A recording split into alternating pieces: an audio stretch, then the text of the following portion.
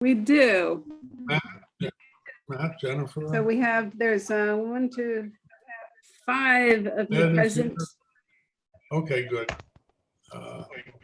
Continue.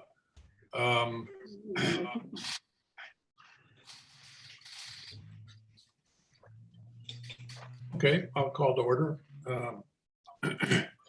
I'm calling to order the Tuesday, October 26th video conference, teleconference meeting of the Conservation Commission Inland Wetland Agency, City of Norwalk. May we have a roll call, Alexis? Yes, John Mailing, Here. Steve Clockey, Here. Jen Balliet, Here. Matt Pence, Here. Ed Holowinko.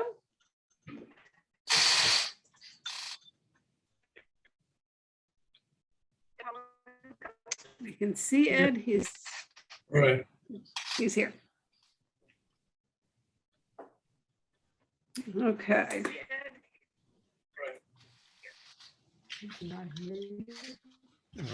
So did everybody, we've got everybody clocked in? Can you hear me? Who's Yes, talking? we did. That was Ed now. A little bit of a delay on.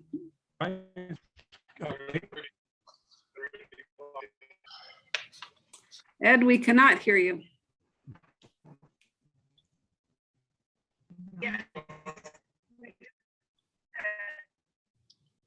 Hello.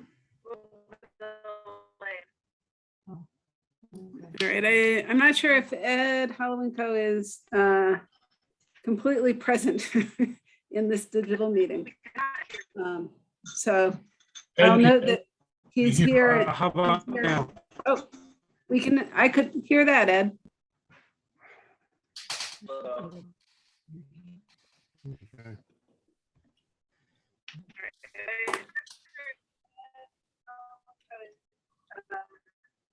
Okay.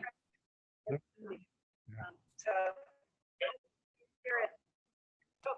we can. Oh, you Here's can, some- okay. A lot of background noise for some reason. Can you hear me at all? Yes, can you hear us?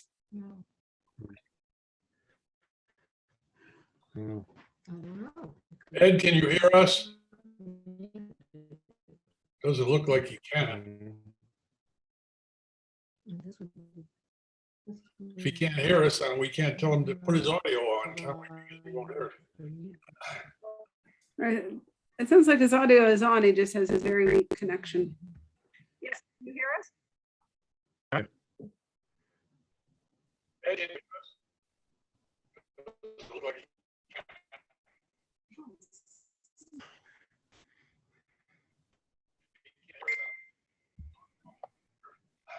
Right. Oh, his audio is on. It's very weak connection. Keep hearing myself. I'm not talking. You hear that too, Steve? I think Steve and Amelia hear that too, don't you?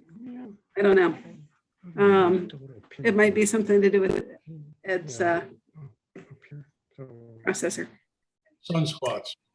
Okay, and I'll just note that Commissioner Levin just arrived to the meeting as well. 6:04. All right. So we've got as many people roll called as we're going to get, and we can now move to public comments. Do we have anybody signed up to speak?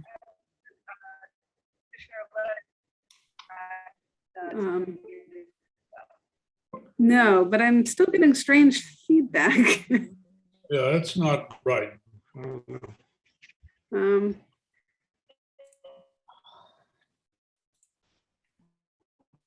Your video freezes up every so often, Alexis. It's interesting because the thumbnail is live, but you on the big screen is not. It's okay now, so maybe it's fixed. Sounds good. Let's roll with it and continue down the agenda. Well, let's just press on and see what happens. I mean, we might actually be able to get some stuff done. We're up to 4, receipt and discussion.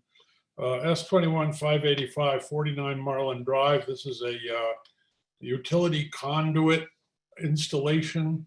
I didn't see any paper on it anywhere. Sure. So I'll just give a brief overview. Okay, and Ed is out of here. Got it. So Ed is leaving the meeting. Commissioner Holomenko. So noted. So this is an application at this property here, which is 0 Shirley Street. It's there's a cell tower in this location. For reference, North Taylor Ave is on the left. Marlin Windward, southward Windward Road here, and the area of activity would be in from Marlin Drive and then entering into this site with the tower. They are proposing to install conduit that's from an existing utility pole on the road or just off the road on Marlin Drive, and then it would go underneath the wetland here that's been delineated on the western side of the property, and then trenched to this tower. And the applicant is here. Let me know what you would like me to display as you go through the application. I mean, Yeah. I'm interested in hearing the applicant's remarks, but is this sort of thing reasonably common? I mean, obviously these folks have to make a connection, and they choose to make it underground. There's some reason why they can't do it above ground. Is that right? I mean, they can't just put a wire across or whatever. See, I don't understand the technology. Right. Well, I think applicant, if you would like to jump in, I'll display their narrative if you want to take a moment to read that while the applicant gets ready to speak. Sure. My name is Andrew Ajab, and I'm representing Verizon. The narrative essentially summarizes the project. The decision to do directional boring was made to have the least amount of impact on the wetlands, even though it is much more expensive to perform that type of scope of work in terms of getting the fiber to the equipment that's located on the Shirley property. So essentially, this is going to be a conduit that's directionally bored underground, under the wetlands, through there, and then to the equipment that's located at Shirley Drive. Why not a above ground cable? The reason for that was that the disturbance to the wetlands was determined to be much greater by placing, it's over 425 feet plus. There would probably be, I'd say, a pole every 30 to 50 feet into the wetlands. I get it. You would have to put in poles to wetlands, and that's the reason. That's a good Yeah. reason. Okay. How far down do you go? I mean, how deep do you go? So I'm going to jump in here. Andrew, this is Tomas with Directional Technology speaking. I was asked by Jim Yes. Zario of Zach Jack. So let me know if you want me to. Yeah, I'd like you to take over now, Tomas. Tomas is the actual contractor that would be performing that work for Verizon. Go ahead, Tomas. Yeah, so to answer the depth question, typically we'd shoot for a depth of approximately 5 to 6 feet below ground surface. Okay.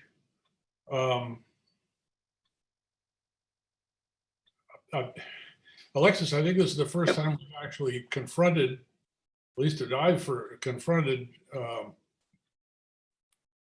considerations regarding the wetlands below the surface. Right. So maybe Tomas, I'm sorry, Tomas, did you have a last name just for the minutes? when I No refer problem. to you. It is Will, W-I-L-L.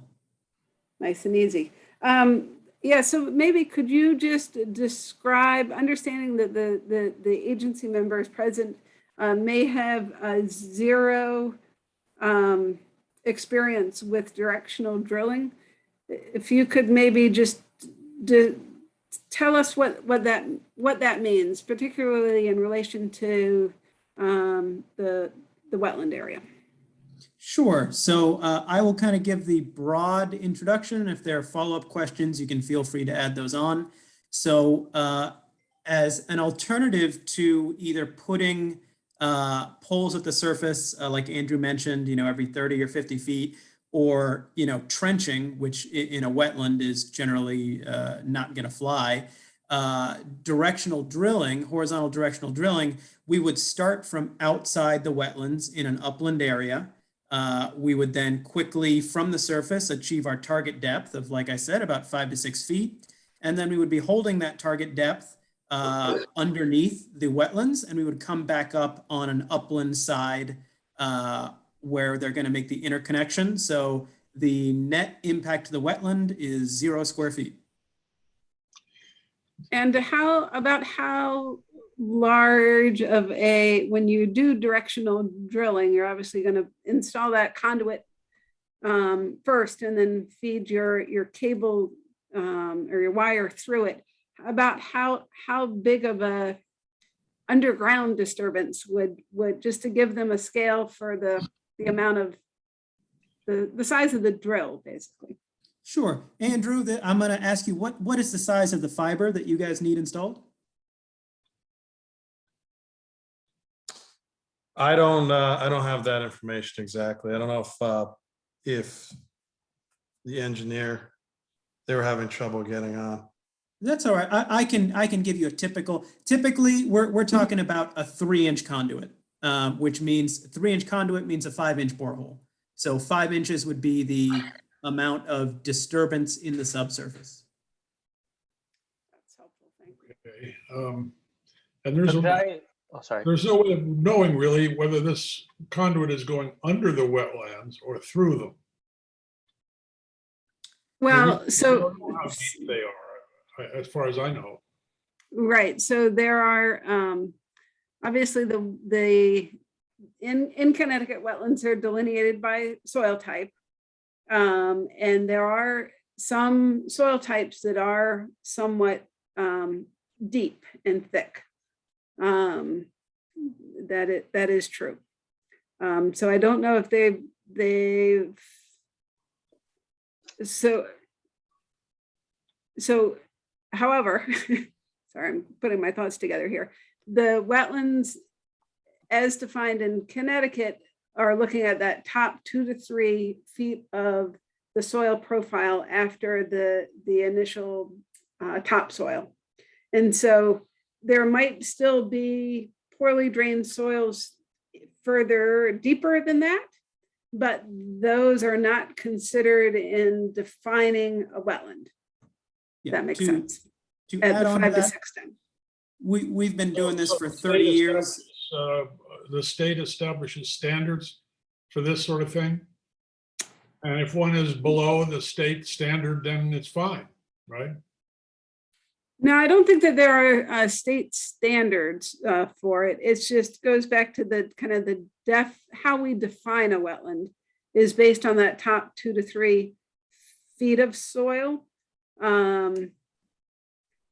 But so there, just like anything in the inland wetland regulations, there's nothing that's outright prohibited or outright granted. It's just that they have to illustrate to you that their activities won't negatively impact the wetland. And all I'm saying is that the wetland, as it's defined by Connecticut, is a superficial area that has within its top 2 to 3 feet wetland soils. And this activity is kind of under that delineation.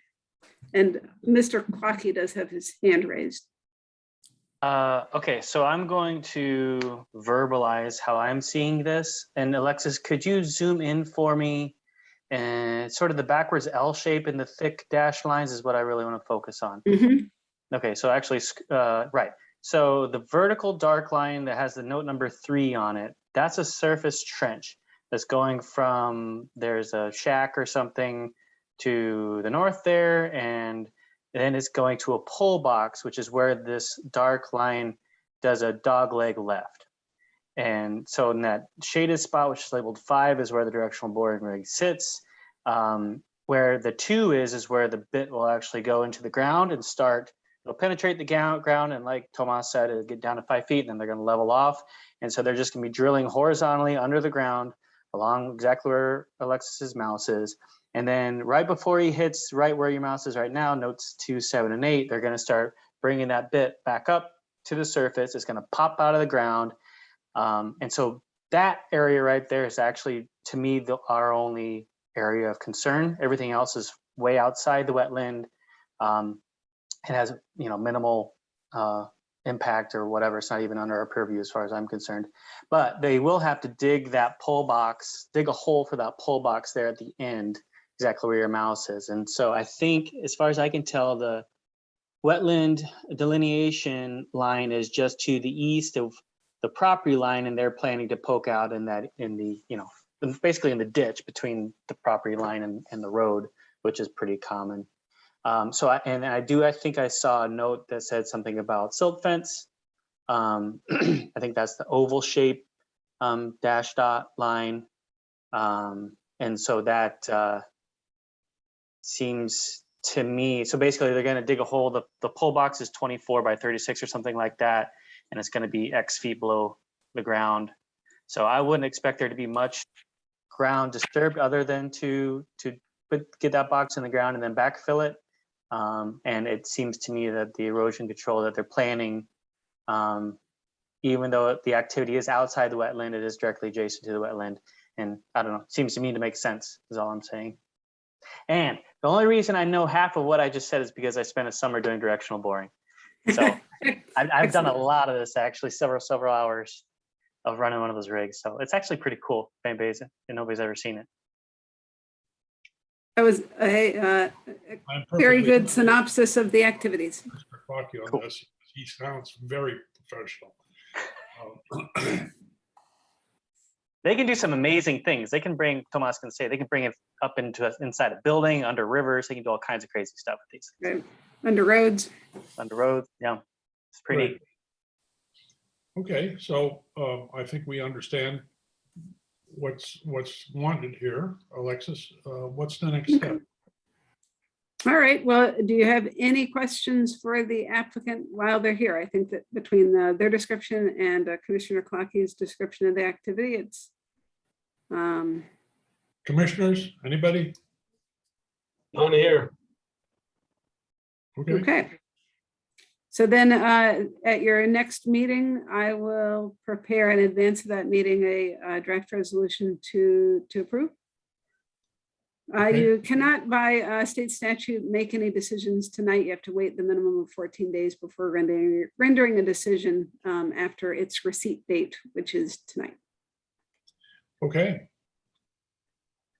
And we've all learned a great deal. Haven't we? Okay, Thank you very much. Thank you, Andrew, and Thank you. company, and we'll see you in 2 weeks. All right, great. Thank you. Appreciate Okay, it. moving on to Roman numeral 5, discussion and or decision.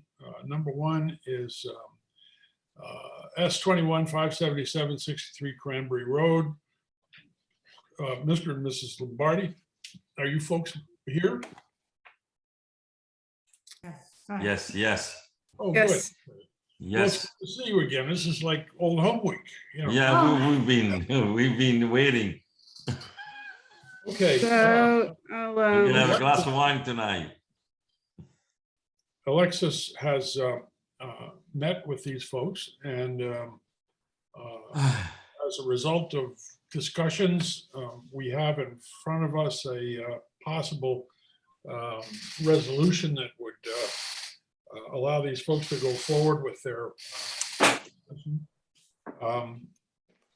before we get Right. into looking to move that Does anybody have any questions based on the materials that staff submitted in the most recent memo, October 22nd? So just a kind of overview, they are proposing to retain this portion of the retaining wall / curb. It's parallel to the driveway, and then this portion here and here, they are proposing to remove. And then presumably backfill the where the footings of those walls currently are. And then it says proposed plantings and walk. And I don't really know what the walk is, although I will say that in earlier plans, there are 2 other walls, a wall here and here that form the sides of a garden. Those are proposed to remain. And then additionally, the circles show where new individual footings for a posts that would hold a garden fence. And then lastly, their plan shows 4 plants. And then in my draft resolution that you can take or leave or do whatever you want with, I believe that I had, first of all, required some silt fence, some sedimentation or erosion control when the walls are being removed. And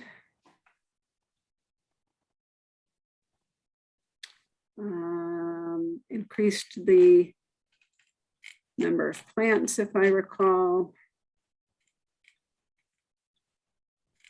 to 8 shrubs, since the type of plants were not defined. Okay, And those that's could be good. placed anywhere adjacent to the water course. That's spelled out in the conditions of the resolution. Right. Mr. Lombardi, did you get a lot of, what was the impact of this rain on your property? Yes. Last time rain, I had about 4-inch inside my garage. I even took a movie, Oh, and you know that wall protected me a little bit. I took a movie last time, and now tonight I'm gonna stay up all night because I'm scared the one is gonna go inside my garage. right. And I got 3 beautiful cars inside my garage. Uh-huh. It's old car. And does that come directly from the wetlands alongside the driveway? Because what happened, that river, it goes so high because of those beaver, they take a dam, and they look like that river goes 100 the road. What's the road? Cranberry Road. They go right in Cranberry Road, and the pipe is so small. And the last time I had about 4-inch water inside my garage. I still got mark on my garage because the level went way up, way up. Yeah. So that wall protected me a little bit. But if I gotta take them out, I take them out. I want to just resolve this problem. Right, well, I think you'd be Right. able. Part of your property is in the flood zone, so that's part of why you continue to get some flooding.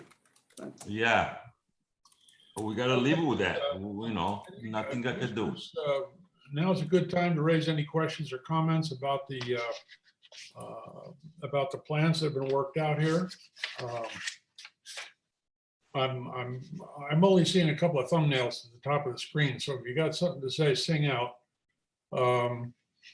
Hearing none, I'm going to move that wetland application number S21577 be granted to the Lombardis for the property at 63 Cranberry Road, subject to the conditions as outlined in staff's memorandum to the commissioners dated October 22nd. That in case. I'll second that, John. Okay, thank you, Jeff. Mhm. Any discussion? Okay, can we have a vote? We can just do it verbally. All in favor? Aye. Aye. Aye. Okay, any opposition? None? Okay, the application is granted. Mr. and Mrs. Lombardi, Yes, don't Yes. let that stop you from coming back and visiting us again sometime. Good. anytime. Yes, yes. Thank you. Thank you.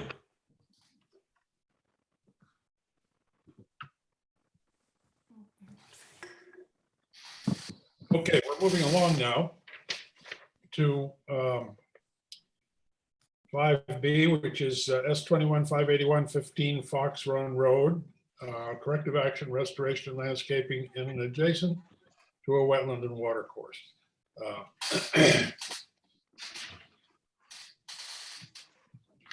So this one was also received at your last meeting. Right, The applicants did submit a revised site plan. I'll just zoom in here. Again, the brook, the wetland line is this line with the small X's and the dashed line. This is approximately 50 feet, this line from the wetland, more or less. It was mostly the center and left area that had been disturbed and had the wood chips deposited.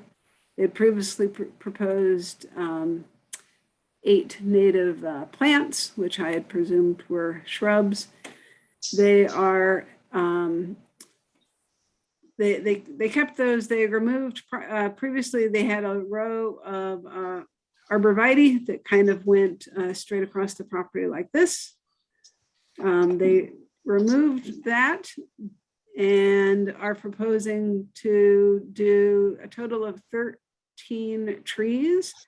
10 of the trees are a mix of kind of smaller specimens that they, I believe, have already planted because they procured those. And then 3 additional new minimum of 1.5 caliper native to Connecticut shade trees that they would procure. And then in kind of this open canopy area over here, the 8 shrubs. So that's their proposal. okay. I have a question. The trees, there's quite a variety of trees that are planned. Tulip, sycamore, white pine, I suppose that is. Is that right, Alexis? Is that what that says there in that third Yeah, it says, paragraph? it says Those are new. We just label as new. new Those are pine. Pines, yeah. Pine, okay, pine. And river birch, which is great. The 3 additional trees would be one of those. Is that what we understand? Yeah, we didn't plant the 3 additional ones. We planned Okay, around 12 trees. But in the plan we have 10, but we plant a little bit more. We plant 12. okay, And so we're planning to we've got 13 trees there and approximately 8 shrubs in addition. And that would constitute the restoration of that area as far as the suitable trees are concerned. Okay, commissioners, any questions on Can I ask a question about the draft resolution? There's something about removal of retaining walls, deck construction, landscaping in and adjacent to a wetland and water course. Is that, I wasn't here last time, but is Oh, that dear. accurate? Hold on. That sounds like It's on the Hold top on a of page second. 2, Alexis. Now therefore be it resolved.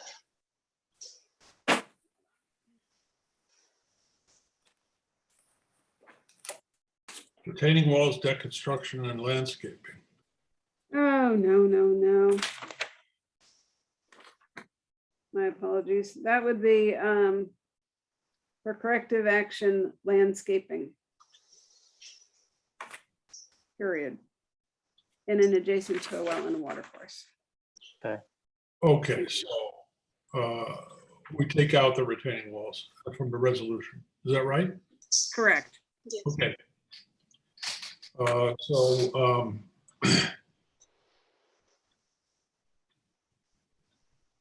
Last call, commissioners. Anybody got a question or a concern with this? If not, do I hear a motion to go forward? Alexis, how do you feel about the planting plan relative to what was there previously? Is it robust enough? Is it?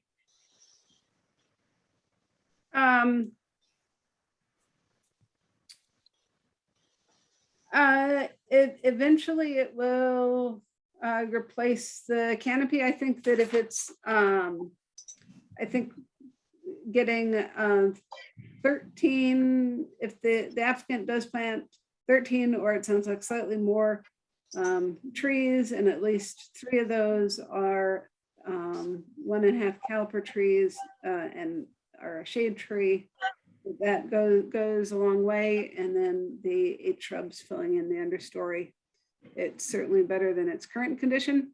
One of the bigger concerns was the very thick filling of the area in and adjacent to the wetland on the far left side of the property, filling with the wood chips, but those wood chips have been removed by the applicant. So it's. Alexis, if the applicant intends to install 13 trees, but only 3 of them have a required size, could the remaining 10 simply be seeds? No, since we already planted, there was we went to a farm that they were donating trees on last 2 weeks ago. So we went there and we got the trees. When we asked them, can you please give us native trees, and they donate to us. And they give us a name of what they were giving, because we don't. And so it's my understanding that these the donated trees were they probably averaged about a 1 gallon pot container. Yes. And maybe 1 or 2 of them were slightly larger. So they were larger. 5, almost around 5 of them are larger, and the other ones are small. And when we plant them, we surround the tree with some rocks around, not too close to the plant, but surround around, and then also with we put on a stick, just to mark up and make sure that we have to, follow up, take care of them without advising people if he walks around, not to go over the plants. So we mark up the areas where we plant. So my question related really to the draft resolution, and the question repeats. Under the terms of the resolution, would 10 seeds be satisfactory? No, I guess they would have to be a minimum of 1 gallon container sized. Did not see that. So Doesn't say that. I do not see that in the resolution. You can add to. Next to last paragraph says all trees must be native to Connecticut, and at least 3 of the trees must be 1.5 inch caliper. Right, so there's And 13 then- trees going in, and I'm asking, can 10 of the trees be seeds? Right, and so I would just suggest that if someone were to make a motion, that they consider amending that 3rd condition. And so that last sentence would say all trees must be native to Connecticut, and at least 3 of the trees must be a minimum of 1.5 caliper at the time of planting. Right, I And- guess what I'm and- really asking is, Right. why there's a minimum size for 3 of the 13 trees, but not for the remaining 10? Why would you not set the minimum size for all 13? I can resolve this, I think. Can I make a motion to approve S21-581 15 Fox Run Road with 2 edits? In the top of page 2, where it says now therefore be it resolved, we're going to scratch the words action through and, so it reads for corrective landscaping and adjacent to a wetland watercourse be granted. And then I think we may need to revisit the numbering of the sections. This must have been when Alexis was feeling under the weather. So it would be, there's 1, 1, 2, 3. So it's actually number 3, but it's listed as 2 right now. And I would say I would append the phrase after at least 2 of the trees must be minimum 1.5 inch caliper at the time of planting, and the remainder must be at least 1 gallon. Does that work, Alexis? Works for me, Okay. So we have a but I'm motion not voting. with those corrections. We have a motion. Anyone want to second the motion or? I will. I second the motion, so we can have discussion. Anyone have further comment or? What- Uh, I think I would just like to say, I mean, I hope you'll consider planting more trees going forward, and definitely something a little bit more substantial, because it sounds like these are basically saplings. And I know from experience, they take, you know, years and years and years. So I hope you'll consider doing something like that. Yes, we are planning to, but you know, winter is coming. We plan to organize the area better than it looks right now. Not just that area, is the front yard also. So in the front also we are planning to, and the front of the house we also planning to we are planning to plant more trees. I would just say, based on my own personal experience at home, the river birches grow very quickly. They're hardy and they grow pretty quickly. That's one of the ones that you listed. I have a question relating to to Stephen's amendment, which is sensible. I just don't know what a 1 gallon tree is. A 1 gallon container. So like in nursery stock, you can buy plants based on, often trees are bought by the size of the diameter of their trunk, so the caliper, and then other plants are bought in container size. So you can do like a number 2 container, a 1 gallon container, a 5 gallon container, a 10 gallon container. So it's kind of it's the 1 gallon container, I think is what Steve is. Understood. So Yes. this resolution was drafted really to accommodate the existing plantings that the applicant put in, which are basically these, you know, sort of like 4-inch tall saplings. Yeah, so in between the last meeting and this meeting, I think I've met with all the applicants or talked to them and try to articulate what I think that the commission is looking for in order to come up with an approval. And then the applicants kind of return with a variety of information.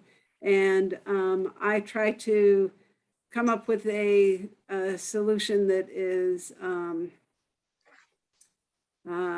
adequate, but also approvable. And so the resolution is based on my discussion with the homeowner and her showing me pictures of the plants in their containers sitting in her garage, but also recognizing that those were very small and that a minimum of 3 additional trees traditionally sized at a minimum of 1.5 inch caliper and 8 shrubs would potentially be a more suitable and adequate restoration of the buffer. So. Okay, I would just comment. I think that one of the challenges that we as commissioners often face is that we often find large, mature, and quite often healthy trees removed. And then they're replaced by something very substantially less. And I think one of the challenges that we have with this application is that we don't have a clear understanding of what was the preceding condition, because the stumps of the trees were also removed. So there's no sense of what was the pre-existing condition. But I will say that from my site visit, I saw, roughly 10 or so, I guess they appear to be tree plantings, and these are like 4 or 5 inch trees. And I would feel so much more comfortable if they were a couple of years further along than what the applicant chose to install. And I don't know if that is, I don't know enough about tree planting to know whether that's a good idea or a bad idea. All I know is that what's there currently that would appear to satisfy the resolution, they're like 4 or 5 inches tall. They're like, they look like, to me, fresh sprouts. But again, I'm pretty ignorant about trees. Right, and so you can require more information from the applicant. You can require additional trees be planted by the applicant. You can ask the applicant to provide you a professional's analysis of the adequacy of the tree replacement. So that all of those things, for any application, that is your prerogative. There's a lot of these are corrective action applications. So a lot of these are people that we're not expecting to be going through the wetland permitting process.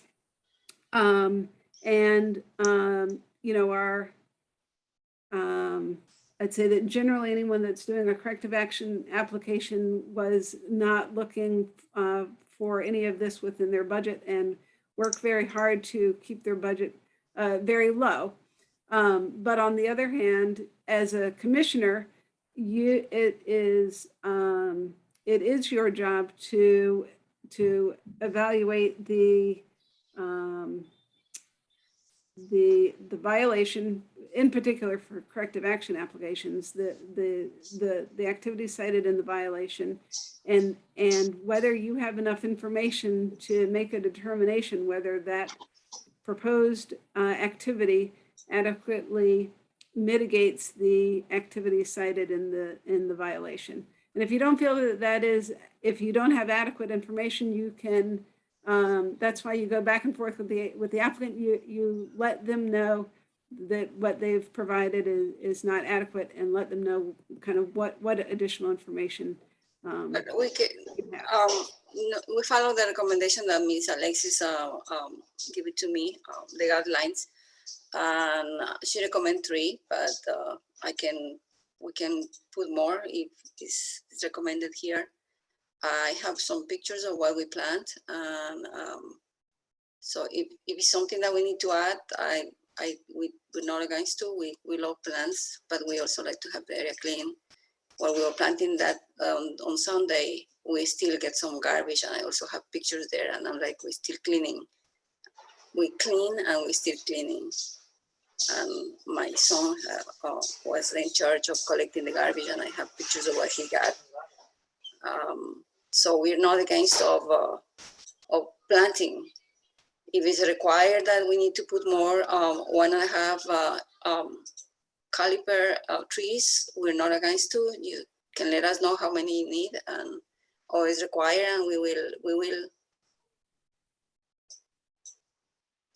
However, in the area in the last session, it was mentioned that and when you see the survey in the right side, at the top right side, there was we didn't put any trees there. We didn't suggest to put. We didn't propose anything. And yeah, in that area is full of rocks. It was hard to dig a hole there. We tried, but it was hard to dig a hole.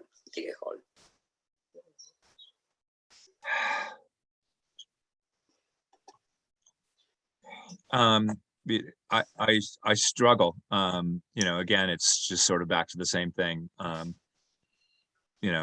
What constitutes a remediation, and yeah, the pines are not small; they are big. I have pictures of it. If you want me to share. Sure. Hold on, please. Yeah.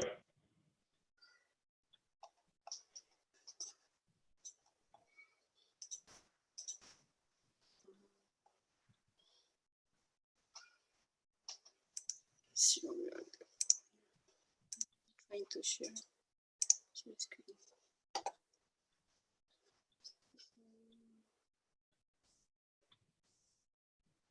This is how we're planning. Mark up as this. I don't know. Can you see the screen? Yes. Yes. Now we can. So this is one. This is another one. Yeah, right. Another one there. John, do you think we could maybe, I'd be happy to revise my motion to require either more of the larger caliper trees or the same number, but a larger caliper than 1.5 inches. Yeah, so I would appreciate a, yeah, I'm worried, I'm somewhat worried about precedent. And I feel like, this, this sets truly an awful precedent for removing mature trees and replacing them with, effectively, saplings and so I don't know how to effectively address it. Stephen, you've been on this commission for much more time than I have, and I think probably have seen, done, and experienced just about everything. So I'm inclined to defer to the veterans like yourself and our Chairman Mailing. But again, my concern as president, I would like to see a requirement of larger or more mature trees to replace whatever it was that was removed. Again, my concern is precedent. No, yeah, it's valid, totally valid. How about I'm sorry, Jacome? How do you pronounce your last? Mhm. So the 3 trees that are 1.5 inch caliper that is in the draft resolution right now, have you purchased those trees yet? No, we didn't because we don't want to buy something that spend money and something that is not recommended. So we planned the other ones. We planned because they donate us. We went when we asked them, can you please give us it was an advertisement, and we asked them, we're looking for native trees, and when I asked them, they will grow, and they told us yes, please take care. They give us a guideline of information on how to plant and water every day, while they were in the garage, and we plant them. When I hold them in the garage, I was anxious to go and plant, but I didn't want to touch the area because we have a case, and I didn't want to get the guidelines from Miss Alexis. So when she said you can go ahead and plant, we went and planted. I don't think we didn't purchase anything because we wanna follow the recommendations. But as I'm saying, if there's a need of planting more than 3, we will. It's not an issue because the area is big, and we want the area look nice, and also have we want to take care of them. It's not something we're planting and after that it's like, oh, we want to remove them. That's not going to happen. And so then, have you priced out those trees? I look online. The Some of them they cost $120. The ones that I was looking at, and so if it's more than 3 trees, we will. It's not. I don't think it's. We love nature, but we also like to live clean. And as I'm saying, we were planting, and we got my son still got some plastic bags, cans of soda, and so on. So it is still garbage around there. Okay.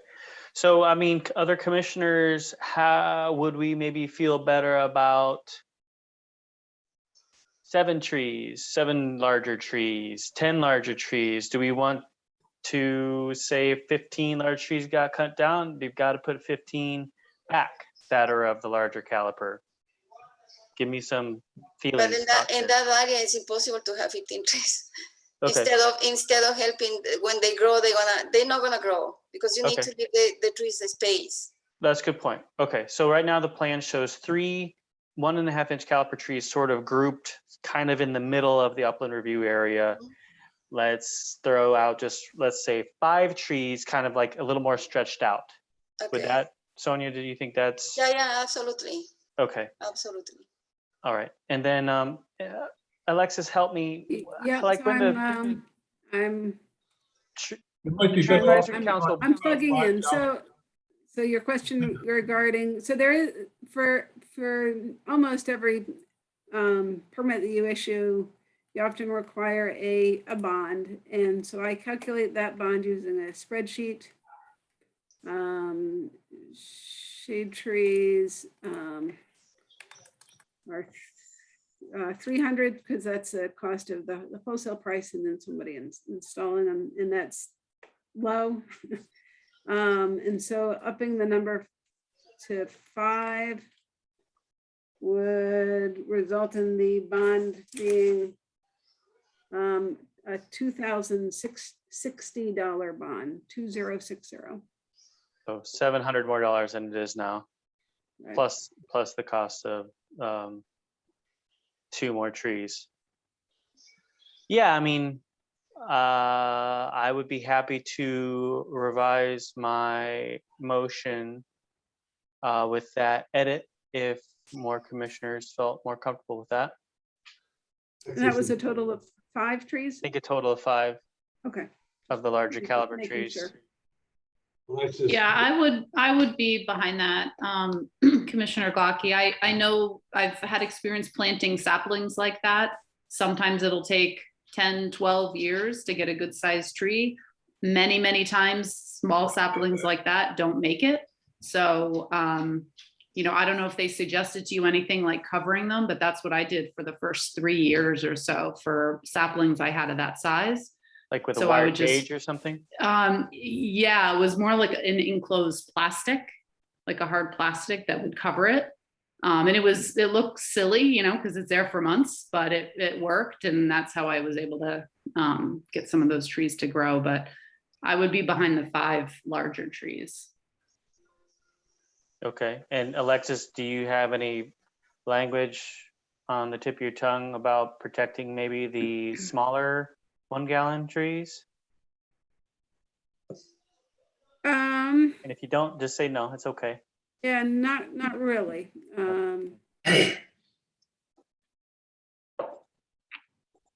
Good. I mean, I think that the language of the bond would, the intent is that in 2 full growing seasons, you have a, it doesn't need to be 100% survival, but the intent of the planting plan needs to be there. So if there's only 5 trees that are alive out of the we're at 18 plus 8 shrubs, you know, so a majority of the larger trees, the small trees and the shrubs need to still be alive in 2 years. Okay, that works for me. How do you quantify the size of the larger trees? By gallonage? By the caliper, the size of the trunk. Inch So, and a half so caliper. what caliper are we We looking at still now? required to have a 1.5 inch or something else. Well, I was gonna ask Alexis, like when the Tree Advisory Council plants trees or the tree alliance or whatever, what is the caliper that they typically plant? Those are, it depends. Sometimes they're bigger. It's like a 10-foot tree, right? Yeah. Yeah. All right. So Well, I'm these happy are- with it. Sorry. I mean, so there's a fine line between it gets more difficult to transplant larger trees, and they start to have a higher mortality rate, and then your little tiny seedlings have a higher mortality rate, but kind of right in the middle are these it's like the teenagers of trees, and that's probably a 1.5. 1.5 is probably a good enough size. Anything more than a 3-inch caliper, you're getting much more expensive and to move. And there's you're just investing a lot more money in one tree as opposed to kind of more 1.5-inch trees. Okay. All right. So that's where my motion stands. Can I ask- Is Nice, Steve, are we allowed to modify the quantity of trees and hold the bond at the same level? no, I was gonna say we have to increase the bond proportionately. So that would be my second of my additional edits is increasing the 1.5-inch caliper tree quantity from 3 to 5 and increasing the bond proportionally. But This like, increase in the bond, I don't understand that. Can you Well, please? my- explain? It's just because the bond has to cover the cost of us or the city paying to redo what you do if what you do doesn't work. If, you know, it all So dies. the commission is going to require that you, in addition to doing the plantings, they typically require that you post a cash bond, money that goes into its own account within the city that they hold to ensure that the plants are planted and then that they survive, or a majority of them survive, and then they return the money back to you with any accrued interest. How long does it has to be the money there? For 2 full growing seasons. Okay. So How much is kind the of amount? two summers, basically. A growing season is from May to October. So it'd be from, 2 years. And what was the amount? So I think that with the added trees, they're now looking at a $2,060 bond. That's a lot. Yes. My point I just want to raise to the fellow commissioners, the applicant seems to be cooperative and acting in good faith. Does anybody have any interest in holding the bond where it is at 1360, or is that too risky?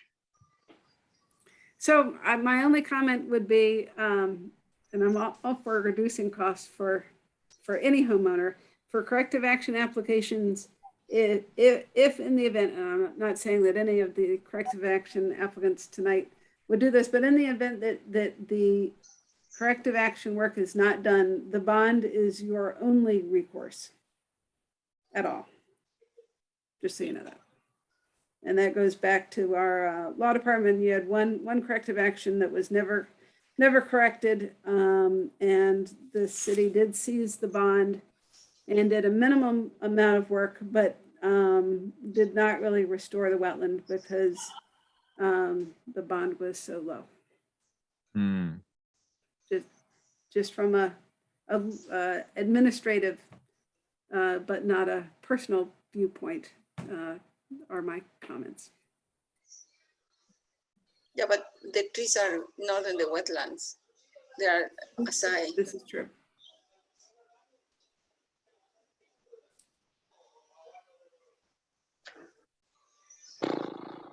And that is up to, again, to the agency members. It's really whatever you want. Well, here's the deal. So if we vote on it, well, I guess, do I have a second yet? Did John second, Malin second? There was a second, but then you might as well do another. So you made the motion, Mr. Mailing seconded, but then you've had considerable discussion, and I think you're up to 3 changes to. Well, no, you just have 1 additional change to your motion. So you may want to just re-motion. So everyone's clear what you're motioning. I will second the amended amendment, amended the last amendment, which basically changes 3 to 5. And then if we go to vote, Alexis, and it doesn't pass, what happens? If it doesn't pass, then I would encourage you to, you can. Can someone else make another motion to say? Yeah, someone could make another motion. All right, so let's just, Mr. Chairman, if you're game, let's vote on this. And if some commissioners think we overshot, then just vote no, and we'll start over. Well, yeah, let's just take it one step at a time. We may not have the problem. So Okay. If there's no further discussion, then it's moved and seconded to grant the application S21-581 subject to the conditions discussed. I'm going to do a roll call. Fine. I'm just going to go down my screen here. John Levin. I vote yay, but I just wish to confirm that what we're voting on is changing, I guess, paragraph 3, which is labeled paragraph 2, to change 3 to 5. so that there's no confusion. And the bond will be increased to, I think it was approximately 2060 instead of 1360. Right, with a calculated change in the required bonding. I vote yay. John Mailing? Will the bond be less if I plant more trees? Because I'd Sorry, rather- they're in the middle of, voting, so hold on. It's all right. John Mailing? Aye. Steve Clocky? Aye. Matt Pence?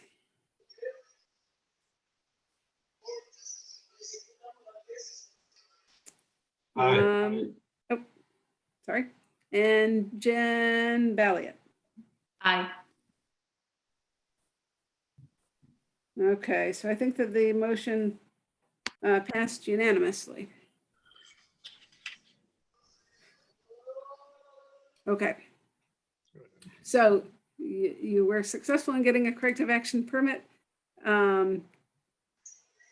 approved. And I can meet with you tomorrow to go over what that means in your day-to-day life. Thank you so much. I appreciate your time, and I will be happy to plant those trees. I look forward for it. Thank you. All right. Have a good day. Take care. Bye.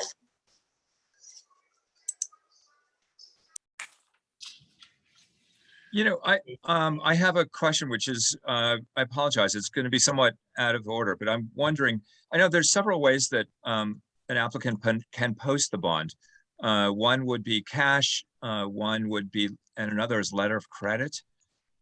Is there a local financial institution that sort of facilitates this without causing an applicant to incur the cash cost? Is there? They can, so the way that it's written is that it's in a form acceptable to the agency. Some time ago, the agency required that bonds be cash bonds unless they are larger, and if they want a non-cash bond, they can come before you to ask for a non-cash bond. And then, yes, there are surety or insurance bonds available through various bond institutions. I don't know if there's any local ones, but as long as they meet a certain rating, and generally that works out as long as the permittee continues to pay the premiums. I know that there was one issue recently where you had allowed an insurance bond, and the person got an insurance bond, but then did not pay any of the premiums. So then it was canceled. So then you had to turn around and say, no, you need to give us a cash bond. But yes, the applicant can approach you. So at this point, it's your approval. So the applicant can always return to you for any modification, whether it's a cash bond or a bond that's posted incrementally, or whatever they want to ask. They would have to ask you. Did that answer your question? Yes, it does. Thank you. Anything further, Commissioner Levin? Okay. I would like to suggest, in the midst of our deliberations, that just as we have decided that we would prefer that anyone who is seeking a return of their cash bond do so in writing, that we also establish a generally agreed upon size for trees that we can all basically just, it'll be helpful to staff to know in advance that if it's a 5-gallon tree, a river birch may be 1 3/8 caliber, and a tulip maybe 1 5/16 caliber or whatever. But if they're 5 gallons, they're going to be of a certain size. They're going to be a suitable size. But I mean, I would, as Commissioner Clarke suggested, consult with the Tree Alliance and see what they recommend. It matters, if we're going to be talking about remediation and replanting, then we ought to be able to do it at least with a certain standard in mind, and it will make it easier for the applicants, I think. I don't know whether I need to make a motion for that. I just think that's something we ought to do, Alexis. Okay, I can pursue that. I mean, it's tough because the way that you approach, especially corrective action, but for any application, is that the applicant is, you know, applying. And I certainly do give them guidance, but that doesn't mean that they take it. But I do know what you mean. But at the end of the day, I can't you know, put their proposal together for them, though I do try to articulate kind of the standards that you look for. And I can certainly do kind of a sheet of, I can talk to the Tree Advisory Committee and the Tree Alliance and get some more detailed information and kind of do a tips on, you know, tree proposals as part of your wetland application. Whatever guidance they can give us, I think would be fine. And we don't have to specify to an applicant specifically what kind of tree they put in. But I think we can certainly say to an applicant, historically, the commission has looked for something more than just a 1 1/4 caliper tree because they're afraid it won't survive, and let the applicant go from there. Okay. Because after having had that advice, if they still come in with El Cheapo trees, we're not going to, you know, it won't bode well. I don't think for their application. Anyway, so that will improve our overall situation, I think. Moving along to 5C, S21 582, 51.5 North Bridge Street. Construction of a new residential dwelling with associated grading adjacent to a wetland. All right, so this is a new single-family house. The applicant, I did just receive a revised map that I can share. I don't think I articulated to Mr. Felix what I was looking for exactly, but I will share my screen.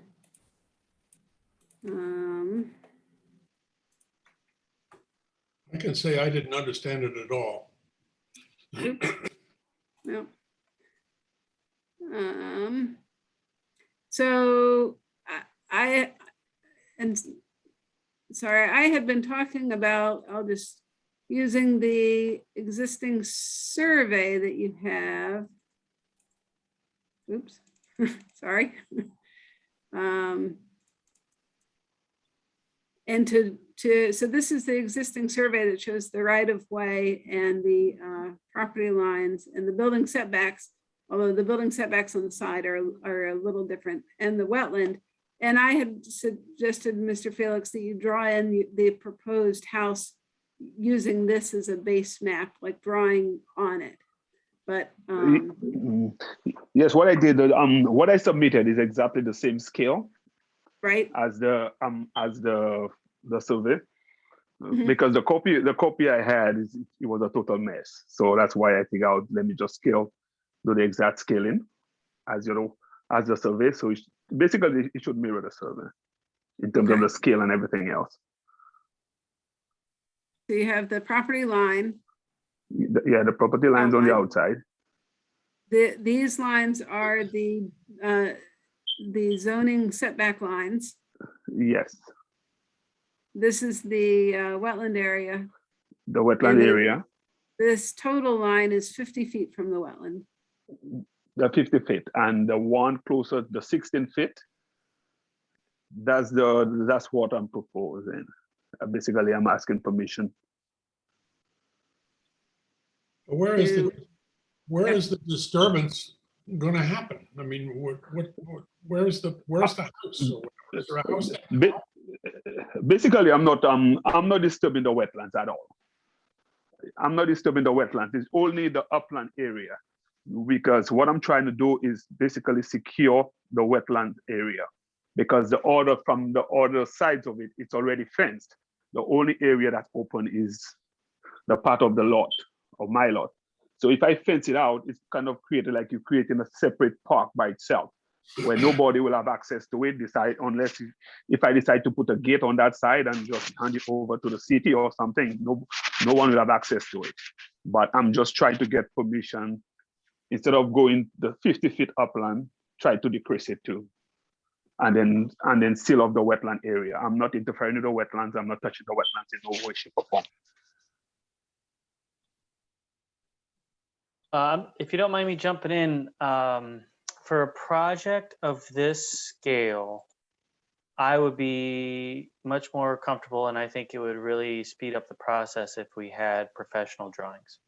So anytime we're moving dirt, regrading, taking down trees, whatever, it can have an effect on the wetland, but we really don't have any way of knowing that until we have a professional put together some drawings that say, okay, here's exactly what we're going to do. And so that gives us the ability to say, okay, now I understand what you're doing, and I can say, yes, that's great, or need to make these couple things to make sure we're meeting the state requirements for wetlands, et cetera, et cetera. So honestly, I don't know that I can contribute much to this conversation right now, other than I need more information. It needs to be kind of done by a professional. Because the grading itself is not affecting the wetlands area. Well, I don't know that. See, that's the problem. So we can verbalize as much as we want, but until we see drawings saying exactly, for example, where will there be silt fence, where's cut, where's the fill, etc. Yeah, sorry to cut you off, but I mean, we can talk about it until we're all blue in the face, but what we really need is to see it in black and white in a way that we can all understand clearly.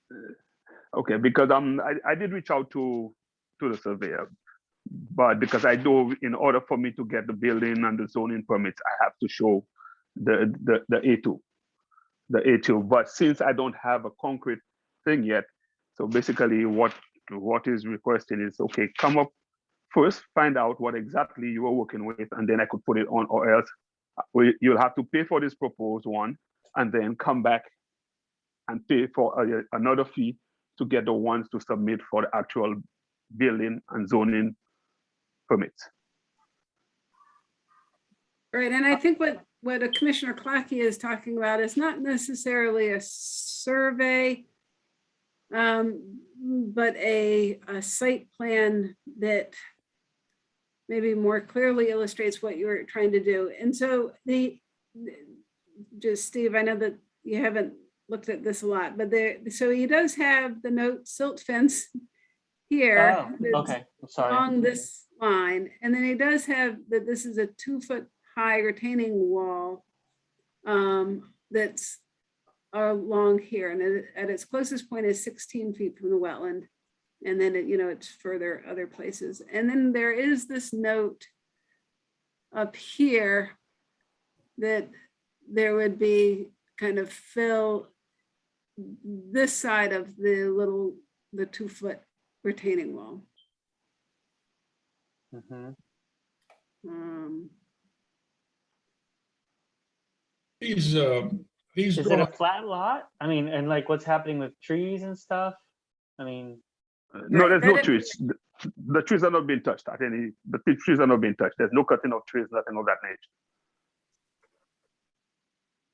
These drawings are intended to not only give us the information we need to be able to see that the wetlands are protected as the law requires, but they also give staff the opportunity to have something to look at after the job is done to be sure that it was done according to the original plan. And that's kind of what we have to require. And that's pretty much what we require of just about anybody who comes before us. So this is the topographic map. It is a relatively flat lot until you get back to where the wetlands are. These are 1-foot contours. So there's a 1-foot change in grade from this brown line to this brown line. okay, yeah, that is so. Okay, yeah, sorry, maybe I'm just slow getting up to speed on this project compared to everyone else. There's a lot of different individual maps and no one map that shows everything. So this applicant, I think, appeared 2 weeks ago when Commissioner Clocky was not present. So as I recall, the applicant 2 weeks ago was not the same person as the owner of the property. And a closing of a purchase was contemplated. That's been finalized. Yeah, the I'm sorry? closing was on Tuesday. Yeah, the closing was on Tuesday. No, last week Friday. So Okay. right now, yeah, we are the current owners right now. My wife and I. Congratulations. Understood. Yes. Typically, an owner of land that faces restrictions and encumbrances, would have to deal with those. And I guess what am I trying to say? Would internalize the cost associated with those encumbrances associated, with the sale price. And at this point, I don't know whether the seller had ever done that. So at this point, it's moot. As I understand it, the applicant is now the owner, and full and clear, and we'll have to deal with all of the challenges associated with this application process. I've said nothing. Sorry.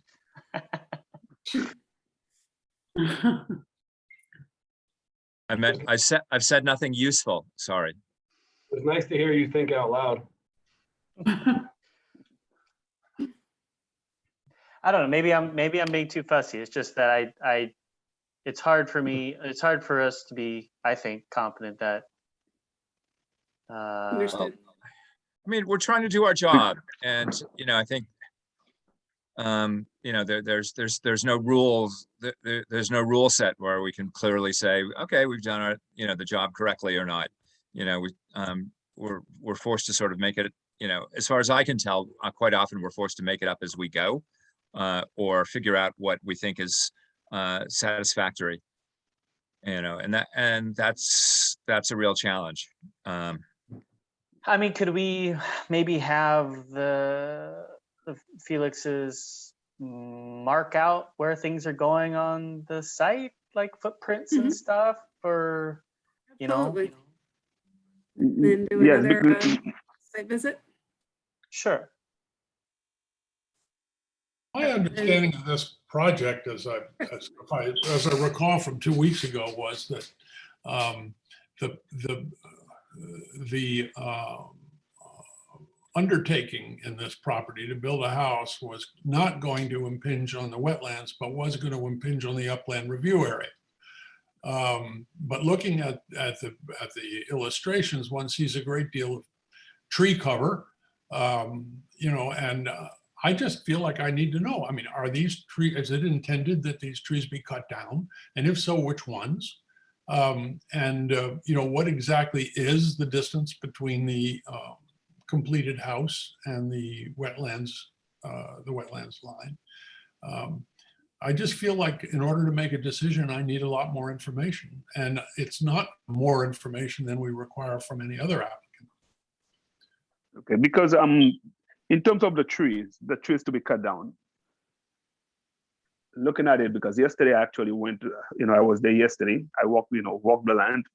See, in terms of the building and cutting down the trees, there will be 2 trees that will be kind of shaved down. Those are the 2 pretty much very far away to the very entrance of is very far away. It's beyond the 50 feet of the upland area, at least about 30 feet. Well, then in that case, of the upland area. So that doesn't affect the wetland area at all. So, but when it comes to the wetland area, none of the trees on the wetland area, not even close, will be affected. Nothing whatsoever. And from the structure of the house being proposed, the structure of the residential that's been proposed from the point of the wetland, it will be at least 25 feet. So yeah, a minimum of 25 feet. So the 6 feet setback. 56, 12, and then plus another 16, 12 and 16. Yeah, you're looking about 28 feet from the wetlands, but the wetlands will be fenced away from even the lawn area of the property. So I won't have access to it. The public won't have access to it because from the boundary of my property, it's kind of fenced off at that corner. So no one will have access to the wetlands unless they actually walk through and jump over the fence. The fences from all the other neighbors.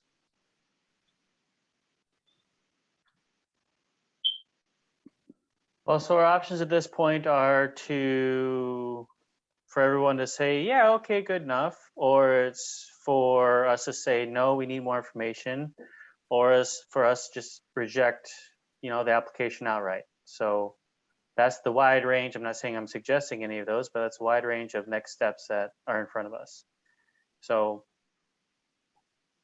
I understand exactly what the applicant is saying, and I've got full faith that he has the best intentions, but I think it behooves us as a commission and agency to have just a bit more information that we can, like the Commissioner Mailing said, use to not only help approve and make the decision now, but for staff to use in the end to make sure that what we approved is actually completed. Just from my understanding, so is there a 16-foot buffer from the wetland or a 28-foot? A 16. Okay, it's that one. Okay. This point. And then it's about 28 feet, you said, to the house. Yes.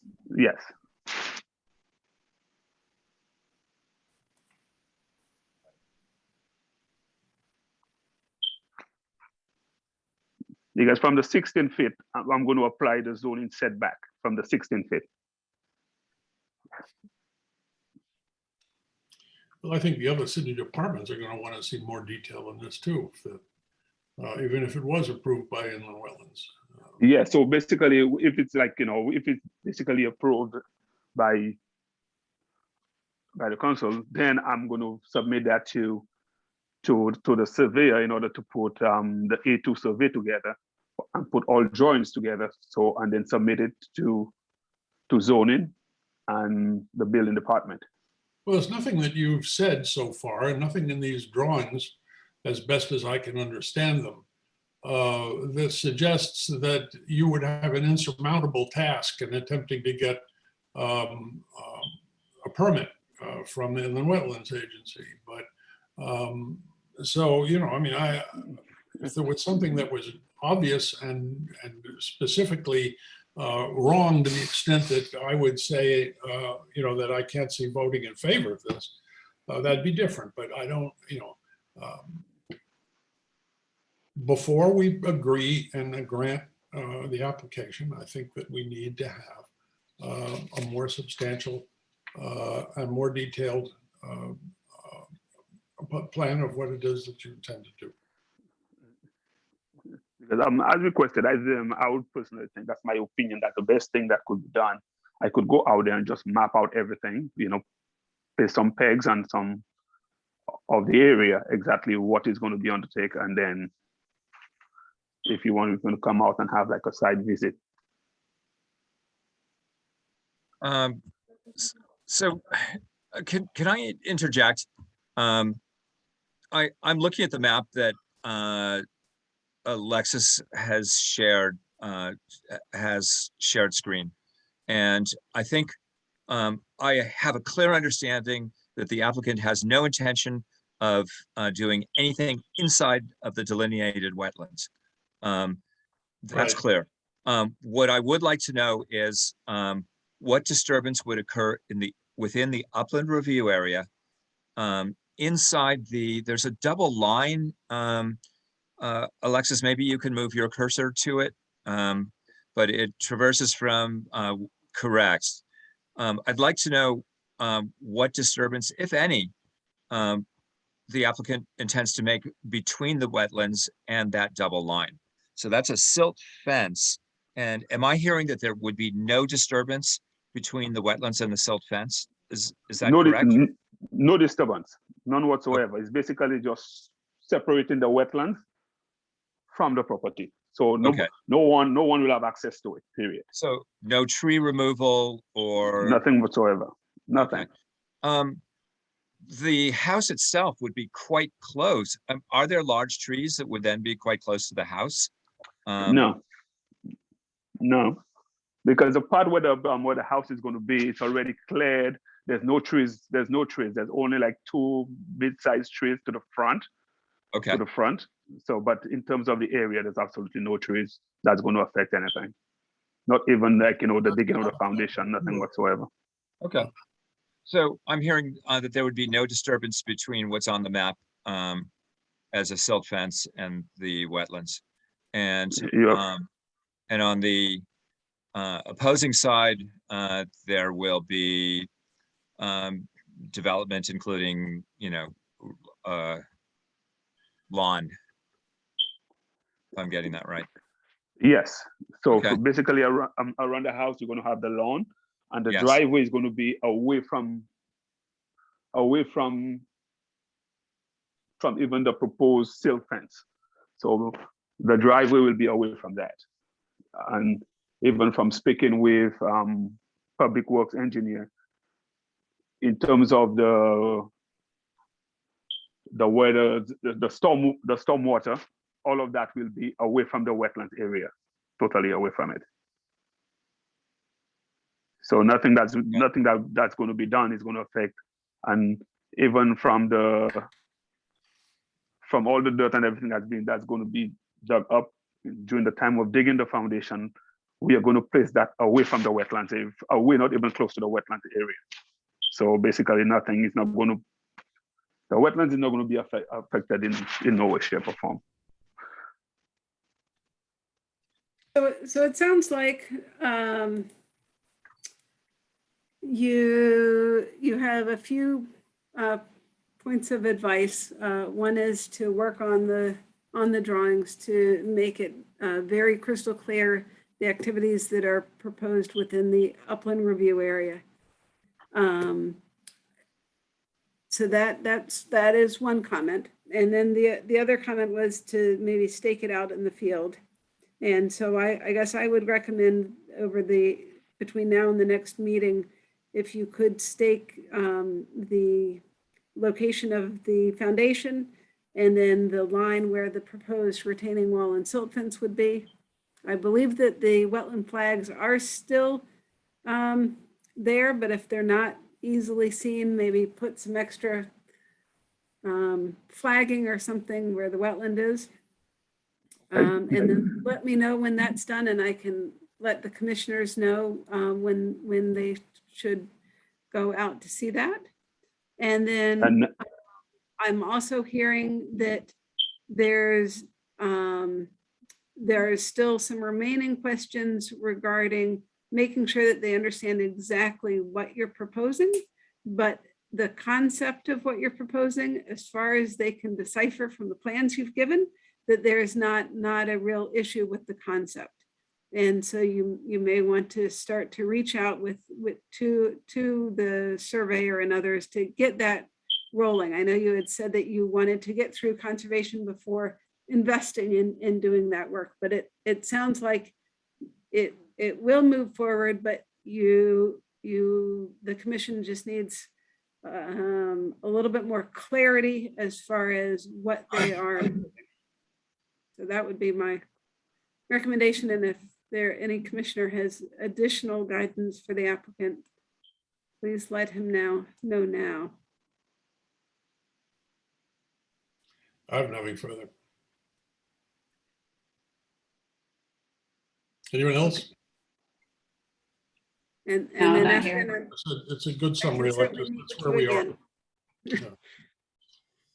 Okay, Mr. Alex,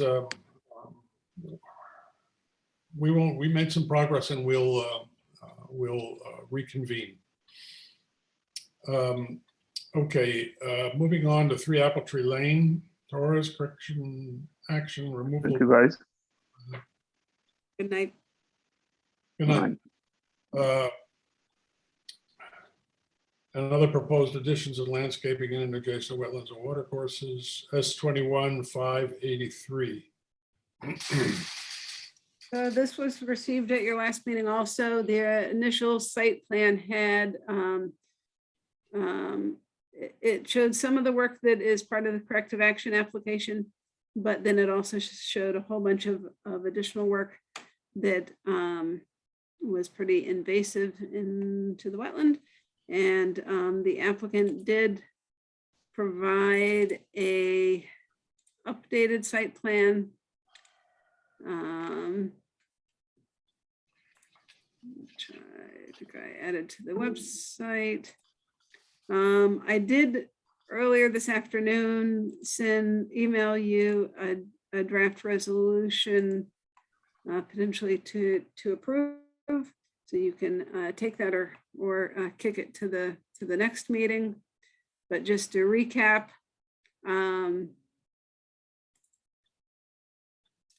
previously, the applicant had proposed doing piping and filling this wetland in the front. Those notes are removed. Likewise, he had proposed renovating the shed that's in the wetland, and that is now no longer proposed. What is proposed is to keep the railroad tie and little timber wall that was added to level out the driveway that's kind of in this location here. That was part of the corrective action, or the notice of violation, sorry, to remove the rock pile that was placed right in and adjacent to the wetland and watercourse here, and that's still noted to be removed. And then the other thing cited in the notice of violation was he had initiated some exterior construction work, and he kind of clarifies all of the proposed exterior additions to the residence. These three here, they're all within the upland review area. So there's a wetland watercourse, and then a pond and a larger wetland here. And then the other activity just within the upland review area is this proposed patio that's kind of nestled within the woodlands here. This area is all open lawn. This one tree would be removed. Likewise, he's proposing removal of these three trees and to replace three of the hemlocks here.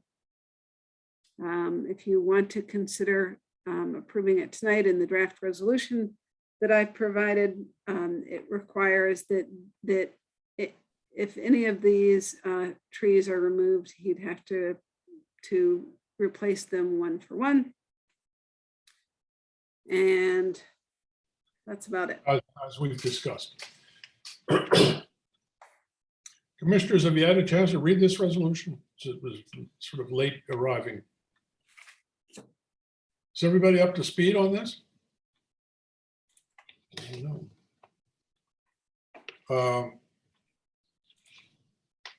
Do the commissioners feel comfortable making a resolution to grant this application? I think this may have been introduced at the meeting I missed two meetings ago, so I'm pretty unfamiliar with it. So I would need to learn a bit more. Me too. I don't know if you need me or not.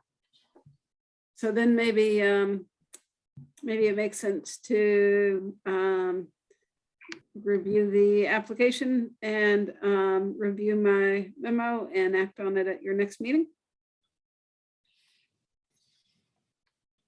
Up to you. I think if the commissioners want more time, they should have more time. You can look at it again next week, next meeting. Just for my own education, I'm seeing 100-foot upland review area. There is a water course. Is that why we're showing 100 go feet? back. Yes, so there is a water course. The line is shown from the wetland, but it's a little confusing. But yes, Oh, brook. I see. And then there's a brook, and then there's an off just on the edge of the property is a pond. I see. That? Yep, got it. Okay.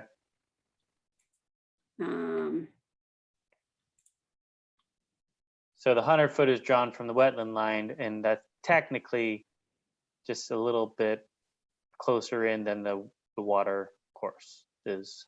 Right, so this is, the wetland is kind of a line with an Yeah. X dash line. And then the water course is this double line with a dash line inside of it. So this is actually a pond Got it. and stream.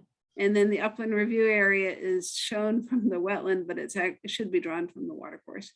Got So it. that's why, like the shed itself that's being redone is outside of the upland review area, but the patio is within the. Patios review. within. Got it.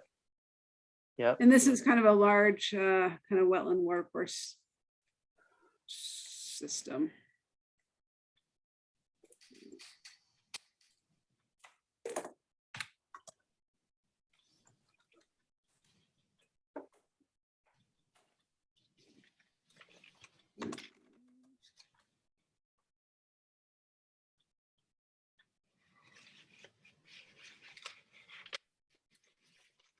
So just to get your bearings, Perry Avenue, Silver Mine Avenue, Comstock Hill Road. This is New Canaan over here. So this is the kind of the Silver Mine area, I guess. Here's the Silver Mine River over here. And zoom in. There's this large kind of wetland system kind of all along here. Some of the wetlands are shown. And so this is the pond here, water course and wetland in the, sorry.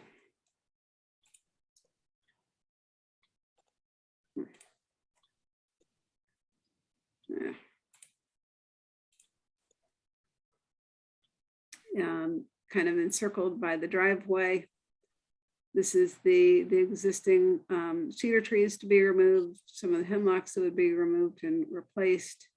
It's all kind of along here that there's new kind of very low retaining walls. This is the existing shed that's not being touched. This is the shed that's being redone. This is the existing deck that will now be an addition. So the activities themselves, not including the other work that he had originally proposed, which included piping and filling this wetland and water course, the activities themselves are relatively minor and not very significant relative to the wetlands and water courses. I determined it would not be a minor permit, in part because the rock pile appeared to be within the wetland itself when we did our inspection, and state statute disallows a staff approval of any permit for an activity in a wetland or in a water course. And so actually this is where the rock pile ended up being deposited. And on our site plan, we're not calling out, oh, there's the timber wall, but there's no notes about it. It was put in, and then as far as they're concerned, it's going to stay. For the correct, they did not. That was one of the requests at the last meeting, is to make sure that they noted all of the activities within the that were cited in the order, but they missed that again. Got it. So, okay, and the applicant isn't here. So is there any way for us to let them know, or they already know that? I did mention to him that it was not on the plan, and he said, oh. All right, I'm just trying to keep it from, not to drag this out, but I mean, if we pass on it tonight and then in 2 weeks, we have to just tell them it's still missing something, it's just gonna drag out even longer. Yeah, I mean, I think it's noted that it's there. And I think he's proposing to keep it at this point. And what frankly, was there? to remove it would be a lot of work. Like a lot of no real gain. The driveway was originally there. Yeah. And there was originally kind of a drop off down to the water course where it exits from being piped under the driveway. Yeah. And he kind of raised the grade, I don't know, maybe 6 inches Okay. of the driveway. So getting rid of it's gonna be more problematic than just leaving it as is. Yeah. Okay. All right, well, okay. I don't see anything that is glaring at me on the updated site plan for whatever that's worth. We can just move on, but I feel up to speed now is what I'm saying. Got it. John's like, finally. Okay. Sorry, thank you for your patience.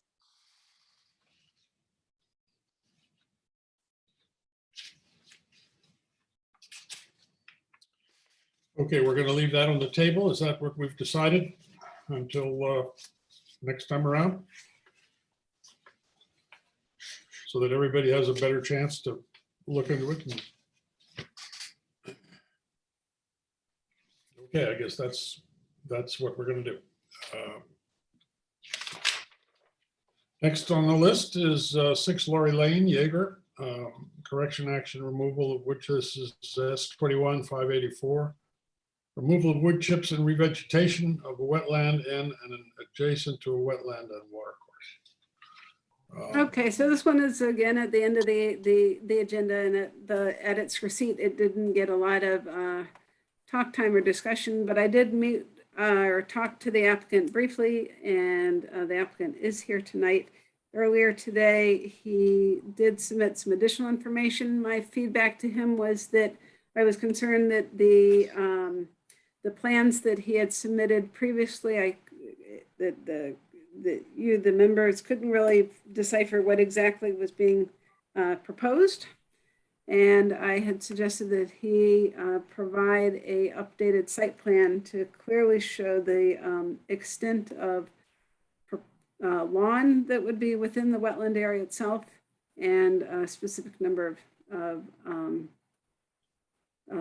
plants to be planted, since before he had, I think, said something, along the lines of May plant. And so that's the narrative. This was posted on the website earlier today. And then this is the plan. Alexis, I'm going to go ahead and recuse myself here. And, thank you for the reminder. Yeah, since this is the last item, do you guys mind if I sign off? It looks like we have a quorum and you should be all right. You are leaving the meeting. Thank you very much. Have a nice evening, everyone. Thanks, Matt. Take care. Good night. Bye-bye. And so, Mr. Jaeger, I think, is still present. I'm here. And so I didn't know if you wanted to just kind of verbally talk the commissioners through. Maybe let me just quickly go through the other plans real quick. So I just wanted to highlight for them that there's a kind of a narrative presentation that's kind of a more of like a verbal description of the property, particularly the storm damage and the work areas. I just want to make sure that you look through all of this. Then there's one called the wood chip removal plan, where this is a base map that I had given the applicant, and he kind of drew in the wetland and wood chip area, and then had provided these kind of schematics of the current status and then the proposed status, but kind of needed more of a legend other than the chip removal. And then this is as I said earlier, kind of the latest plan to more definitively show where the lawn would be in the wetland. Yeah, I mean, it's basically a, I went out there with a tape measure today. It's basically from the proposed, what we perceive as the property line, 35 feet in and maybe 45 feet in length of the area that has since been designated a wetland. There were some trees there before, as you know, that came down during the storm last year. We put the wood chips there. So basically, there's an area from the perceived property line into the wetland that was, and still kind of is, but was woodland per se. And there's chips there now. So obviously we'll pull those back. And that's about a 10 to 15 feet range from the property line into the wetland. And then the other 20 feet or so from the end of that kind of buffer area to the end of the wetland, we would just put, wetland type grass seed, I guess, just to restore it. There's some pictures in that PowerPoint that I did that you can see that it was grass before. If you look underneath the trees that crushed the hammock, you can see there's grass in there, et cetera. So you're looking at probably a 20 foot by 20 foot area of grass that'll just basically be attached to our current lawn. So this line here is kind of your depiction of the wetland area. Correct. This is the water course. Not to scale, but yes. Yep. Yep. So the purple marker all the way up in the wetland boundary, that's the proposed perceived property line. The water course is actually probably 20 feet beyond the property line.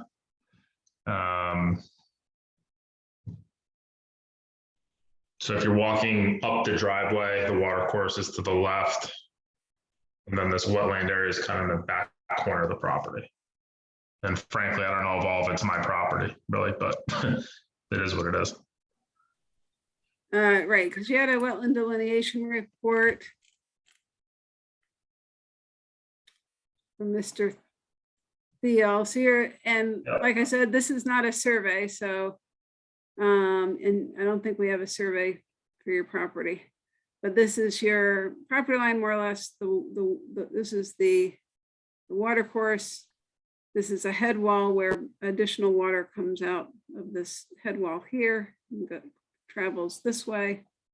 And this is the wetland area that was delineated on your property by Mr. Thiel. Correct. And so within that area, you're proposing some portion is lawn. Mm-hmm. And then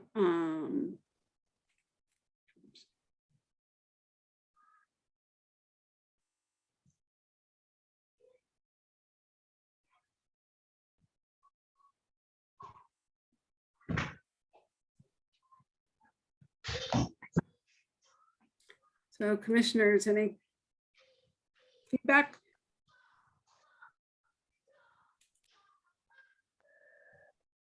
Oh, sorry. You want me to continue sharing, Steve?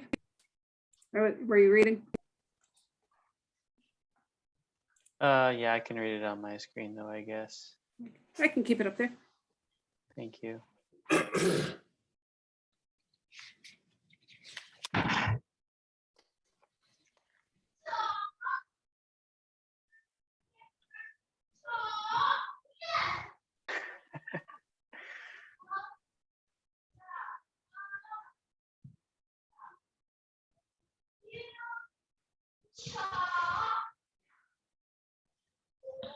So can I just verbalize how I'm seeing it for the first time, and then you can tell me if I'm off or not. Yep. So the trees came down. I don't know what was in that area beforehand, but it was storm damage that took the trees down. You guys didn't take them down. Correct. Voluntarily. Correct.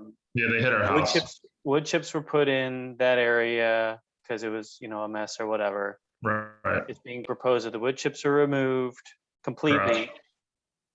And a portion of that area is going to be seeded with various plant shrubs. Yes. 5 to 10 species, various width and height. The remaining area to be restored to previous condition, which was grass via wetland seed mix. It was just normal grass before, right? It was just part of the lawn. Yeah, I mean, it was kind of like half grass, half dirt because the trees were pretty big and there's a pretty big canopy, so it didn't really grow. You can see it in one of the PowerPoint pictures that has the hammock crushed by the trees, how it looked. So that's basically what we're just looking to do. And I know exactly where the kind of woodland line was, so that's where we would put the shrubs kind of along that border there and just restore it to that, and then just put seed. And if it grows, it grows. If it doesn't, it doesn't. Okay, and then on the last, How much of the wetlands was covered with the wood chips? The new wetland, I guess, because we didn't know it was a wetland before. Mhm. The whole thing is covered. On my Okay, property. so the whole area that Otto Thiel ended up delineating as a wetland had wood chips within it. Since the storm, yes. Before that, there wasn't any wood chips in that area. Okay, no, I was just trying to figure out if the wood chips were in the area that you're calling lawn, the lawn area within the wetland or within the wooded area. Just trying to figure out It's where a the little wood bit of chips were both. deposited. Yeah, it's a little bit of both. Okay. okay, I don't see anything. I see there are two other areas on the wood chip diagrams that are toward the west or away from the property line we're talking about right now, where the water course is, right? But Correct. those are, I mean, I guess the patch of wood chips is parallel to the back property line technically is probably within the 50-foot upland review area because the lot is only X feet wide, right? I mean, right. Yeah, there was going just back, when we moved in, as I showed Alexis when she came out, there was just a tremendous amount of bamboo, like right. overwhelming, like almost like you're in a jungle. Yeah. So It does that. we pulled it out and that was about 6 years ago, and the chips along that back wall basically kept it at bay. And over time, where we'd like to just cover it with topsoil or what have you and put some grass in or something. Okay. But I did not include that as part of the, in the notice violation. The only thing that I cited was the deposition of wood chips within a wetland. I believe we did include that in the application though, to be able to do that, right? And then, correct. And then Yep. Mr. Yeager, when I explained the permanent process, kind of took steps to add any other regulated activity that might be, considered a regulated activity and need a permit. Yeah, there's a couple pine trees that are very close to the house, and as I showed Alexis when she was here, considering what we've gone through, could be a pretty good threat to it. So at some point, we'd like to consider removing those and certainly replace them with something else, but that's in the plan at some point too. And Alexis, we don't have a draft resolution here, do we? No, I didn't know. All right, and I so hadn't really received any feedback, so I didn't know where to start. all right, I don't have any, there's no major red flags for me anymore. I feel like I'm comfortable with my understanding of what happened and what's being proposed. I think we probably need to be maybe a little more specific about what we're proposing to plant or not. Is everybody else comfortable with what's being proposed in that area? Well, the area outlined in red is actually wetlands, is my understanding. Is that right, Alexis? It's not an upland review area, it is wetlands. Yes. Oh, Okay. Then I think, one wants to look at plantings that are going to be safe in the future for the house and not fall down and wreck stuff out of it. But I agree with Commissioner Clocky that we need to have more specificity than what's outlined on the short narrative that we have, which says various plants and shrubs. Something more specific would be helpful. The concept of non-lawn is not something I understand. If it's wetlands, it should not be lawn. Whether it ever was in the past is not relevant. It has to be, as it's restored, put into flora that is appropriate for wetlands. In a schematic, it says restored lawn, but in the narrative, it says non-lawn. I guess I'm not quite sure what that is going to look like when it's done. Is that just going to be like covered with service berries and cranberry and whatever, all of it?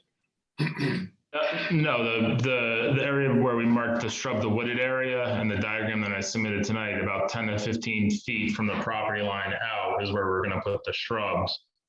It's about 30 feet in length, so the remaining 20 feet or so would have just been seeded as it was before. So you can see how I boxed it off. Well, So you got your shrub and wooded area. the way it was, Which- before, even though you Correct. did it still isn't acceptable as plantings in a wetlands. So I think, John, what you're saying is that it helps me to flip between the wetland delineation report, which again isn't a survey, but it gives you kind of a rough idea of the shape of where the auto marked out the wetland, which is more, it looks to me more like a bulge, looks to me like sort of a quarter circle than a rectangle. And so maybe what would help is on this revised site plan, maybe spruce that up a little bit to get a little bit closer to what we're seeing on the wetland delineation plan. And then I think you'll almost certainly, not to speak for Commissioner Mailing, but you most likely get his vote if you don't put any sort of anything remotely close to lawn within that delineated wetland area. Well, that's Does that right. I make mean, that's a square, and Otto's drawing shows it as more of a bow. And I don't know, that may be a smaller area, but my own, I understand, I think what the plan is. My own view is that the new plantings need to be more specifically detailed, and it cannot be lawn. It can't be lawn in any wetlands, and that's a consistent rule. I know that's what it was before, but it shouldn't have been. And as we have the opportunity to plan it appropriately, then I think that's what we should do. I understand we can come up with a plan. I just want to avoid, that's how it was when we bought the house. So I want to avoid having just an overgrown area right near the drive. You know what I mean? Just when you're looking at, so if we can just put some shrubs in that area and call it a day, then we'll do that and we'll put a plan together for it. Yeah, not to put too much on Alexis's plate, but I think she can probably help you get some stuff located. If you can get maybe your drawing updated that is a little more closely matching what we see on the wetland survey. I got a question. Are the flags still there from the wetland delineation? Yeah. I mean, can we take a picture of that and then, say, shrubs here, here, and here? And yeah, I mean, at the end of the day, I need some kind of site plan so that I can reference it. And let me see if I think I may have photos. Let me see if I can attempt to. Hold on 1 second. Alexis, while you're looking for that, there's no proposal for any new trees. Is that correct? Correct. And then the pine trees that I heard made mention of that might need to come down at some point, where are those trees? They're kind of along the back edge of the, if you look at the plan where the deck is, if you just go basically straight up towards the back, they're probably they'll be 20 feet from the deck. And do you show those on any of the plans? Kind of, yeah, right here. These pines. Yeah. But you. So we would replace. Okay, so yeah, maybe just one plan that is maybe using that topo map that I had given you, making it very clear that these pine trees would be removed. I see, and then replaced with these. And they're being replaced with what? What are those small bushes or something? I have no, yeah, some sort of smaller tree or shrub. We're not there quite yet. now this is upland review area, not in the wetland, right? Or we're not sure of that because we're not able to see it on the plans. Right. I mean, this is the wetland area shown kind of in this box again, but again, it's. No, they're not in the wetland. They're outside. right, well, give us something in writing that shows that that's clear, okay? Mhm. See if I can share.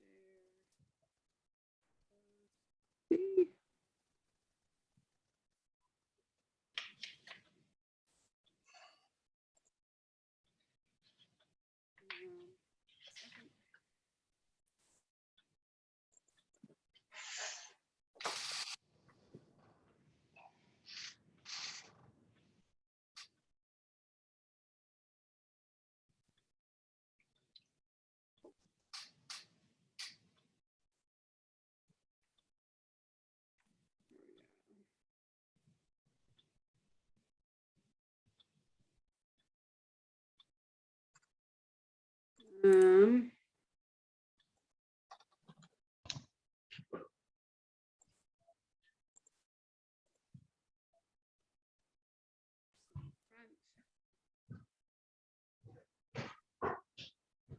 okay, so here's the edge of the driveway, back of the house. Behind, so to the back of the photographer would be the wetland and watercourse. And then this is looking kind of from the same location at the end of the driveway, looking towards the back. This is the wood chip area along the back where the bamboo was. And these are those pines that you list, right? These evergreens. Yep. And then we'll keep turning. So these are those same trees. So it's these 1, 2, 3, maybe these 3. Yeah, you can see the flag right there. And then here's one wetland flag here. So to the right is the outside of the wetland where those pine trees are. Right. And you're talking about removing this tree, and this tree. At least probably those 2 front ones, These 2 front ones. probably. Sorry if I'm late to the game here, but is that like a ditch along the back property line, and is that a water course? No, it's part of the wetland though. It is a ditch. It is wetland. Yeah. All right, so these are Yeah, all it well comes, within. yeah, it comes up, shows on the map as a water course, but it probably doesn't quite meet the definition of an intermittent water course. It does have a defined bed and bank, but no other evidence of being a water course. And Well, why do you feel those? Go ahead. Well, I was go just gonna ahead. say, why are they gonna come down? Those trees? Because they're actually closer to the house than it looks in the picture, and just with our history, you can, if you're here, you can see that the way they're rooted, that they're very low rooted like the other trees are, and we don't want any more threats to the house with what we've gone through. I'll just throw out there that it makes our jobs easier if you had, like, for example, an arborist, a professional person who could give you a report that says, you know, these trees are at the end of their whatever life and they're a threat and blah, blah, blah. It'll make it easier for us to justify saying yes. Just FYI, throwing it out there. I know it's more cost, I know it's more hassle, but Yeah, it's not something we're gonna do right now anyways. I understand. okay, but so it won't be, can we scratch the removal of those trees entirely from this? Well, I think the permit, like you said, the permit's good for like 10 years, right? Right, I think that that's exactly what Mr. Clocky is asking. He's trying to figure out what are all the activities proposed in your permit. And so he's trying to figure out, he's saying, and correct me, Commissioner Clocky, if You're putting words in my mouth. Misrepresenting, but right now your application, like you said, Mr. Yeager, includes possible removal of these trees. And I guess the commission for their permit needs to know, are you going to propose to remove them or propose not to remove them? And if you're proposing to remove them, Mr. Clocky would be more inclined to approve a permit that includes the removal of them with a arborist's opinion. Okay, then we'll yeah, we don't have it, like I said, we don't have a time frame to do that. So if it's easier just to work on the wood chip area for now in this permit, we'll do that. And then when we're ready to do the pine trees, then we can revisit that with another permit, I guess. Alexis, is there a financial, like a fee, application fee that, is there a reason to try to do it now, or am I just making this more complicated than it needs to be? There is, but if an arborist says that they are dangerous, certifies that they are, dangerous trees, then there would be a very minimal fee for their removal of the 2 trees if they are. Oh yeah, we might not even see it. It might be Right. something that you take care of in the office and it doesn't even come in front of us. Okay, cool, got it. So that's what I would suggest, is remove that from the scope at this point. So here's one wetland flag, and then this is the second wetland flag, just to get your bearing. So the wetland is over on this side. Right, those trees aren't in the wetland. Technically, oh, it looks close. And so this area is the area that you'd want to keep as lawn. Is that what you're saying? Yeah, I mean, when I say is, yeah, Originally? well, this is lawn. It's over here, like to the left of it. See the tree here to the left, the lone tree? Maybe in that area, 10 feet in, and that's about it. That's all. 10 feet behind that, 10 feet closer to the property line? 10 feet to the left and downwards towards the driveway.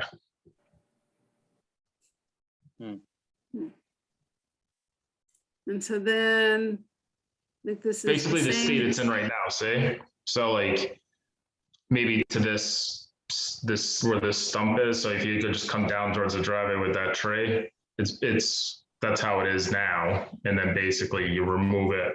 So if you look up this picture and you go to the left, you got this tree in the corner here. Wait, we Yeah, can't this see where tree. you're pointing. Yeah, Yeah, I don't know if I can do it with her, but sharing it, but sorry. but That's isn't this wood chip area more wide than 10 or 15 feet though? oh yeah, it's like 30. So if you see the tree here, the clump of 2 trees here, This right tree? where you're pointing right now, Okay. that's about 10 to 15 feet from the property line, which is what was all wooded. So that's what I'm saying. You take the chips out of there and you. put in You're the saying that shrubs. this was all on. Yes, All right, and what we're telling you is you're gonna have better luck if that's not lawn. yeah, that's fine. Okay. But as long as we can keep it aesthetically pleasing, is what I'm saying. See where the driveway here is, so like in the back corner where he's got all overgrown grass, I cannot have that. So Yeah, I we say can- put in as many shrubs, bushes, That's fine. whatever you want in there. Yeah, go for it. Go crazy. That's not a problem. All right. All Okay, right, so maybe we have so good direction for next meeting, then we can polish up Yeah. the documentation, then have hopefully a resolution. mhm. Good. Cool. Any further comments, questions from staff, from commissioners? Okay, and it's tabled until next time. Thank you, Mr. Yeager. Yep. Thanks. Okay, we're at approval of minutes, the October 12th minutes. Does anybody have any comment about them?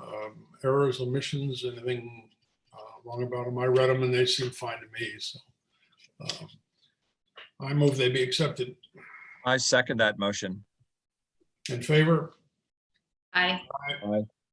Then next on the list is comments of staff. Alexis? I hate the rain. Yeah, I've been very busy with flooding issues again. If you know anyone looking for a part-time, I'm just recapping the emails that I sent to you. If you know anyone looking for a part-time job that doesn't pay much, but you get to deal with lovely people, send them our way.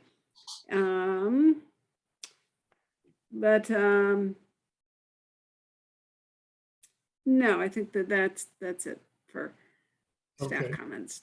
I would just say, I would refer everybody back to Alexis's notes about the attention of the planning people about the best uses for the harbor. This is a very interesting way of collecting community input. And I think that it's very much worth the trouble. I've jobbed it out to several people. Excellent, thank you. It's always interesting because unfortunately, so few people get involved with them that if you do get involved with them, you've got huge leverage compared to what it would be if everybody turned out. It's an opportunity to say, this is what I think ought to be. It isn't going to be that you have to account for it or show evidence or anything else. You just can say, I've thought about it, and this is what I think. Right, and on the link that I sent, it's the people that set it up know who you are, but otherwise it's anonymous. And so your comments, you don't know who made them. Some of them I can tell by reading them, but you can layer, on other comments and add anything you like. So if you have any opinion at all about the harbor, please add your comments. Really easy. Okay. I think that completes the evening's entertainment. Do I hear a motion? There's one. Actually, just a quick question. Alexis, I've been meaning to ask you, a few weeks, maybe months ago, you circulated the inventory of open space. Mm-hmm. Two quick questions. One is, does that include private property held as open space? Because I think it should, and I detect some omissions. Yeah, so just send them to me if not. So that was my that was private open space as I identified by the Conservation Commission, over the years. So okay. Yep. And secondly, is that inventory in the attendant map, is that public or available to the public? The attendant map that I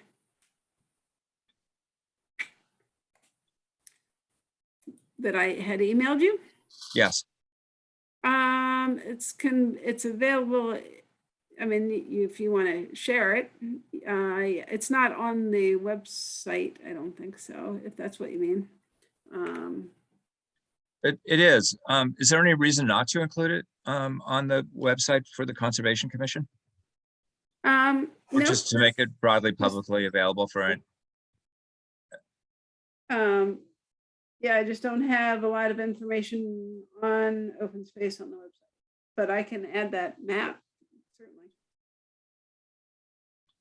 I'll look at the conservation website and find a appropriate place to put it. Okay. As far as I can tell, all of the information contained in the inventory is publicly available information anyway. The beauty of the inventory is that it puts it all in a centrally, easily accessible location for anyone who's looking for open space. Mm-hmm. Okay.